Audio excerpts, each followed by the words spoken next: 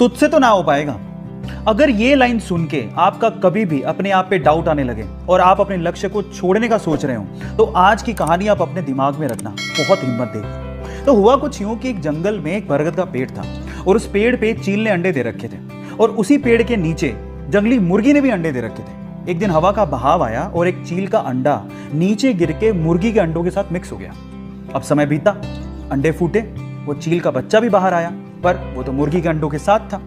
अब वो ये सोचते हुए बड़ा हुआ कि वो तो मुर्गी है। अब वो वही करता जो कि मुर्गियां करती थी। वो उतना ही उड़ सकता था जितनी मुर्गियां यूजुअली उड़ती हैं, और आपको पता है कि मुर्गियां ज्यादा नहीं उड़ सकती, आपको पता है। एक दिन वो चील का बच्चा जो कि मुर्गी की तरह पला बड़ा था, उसने आसमान में चील को उड़ते देखा। तो उसने अपनी मुर्गी माँ को पूछा कि माँ, वो पक्षी कौन है जो बड़े शान से उड़ रहा है? माँ कहती है, बेटा वो तो चील है।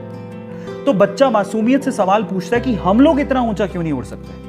तो मां कहती है, क्योंकि तुम मुर्गी हो। और ये सोच के कि वो मुर्गी है, सेल्फ डाउट में कभी उसने ट्राई भी नहीं किया ऊंचा उड़ने का, और सिर्फ मुर्गी बन के वो जीता रहा और एक दिन मर गया। अब क्या मोरल निकलता है इस स्टोरी का पता है? लोगों ने कहा, आपने मान लिया। आपने ट्राई भी नहीं करा कि शायद मेरी सच्चाई कुछ और है, मैं कुछ और हूं, वो सोचा भी नहीं, और सेल्फ डाउट में ही आप खत्म हो गए।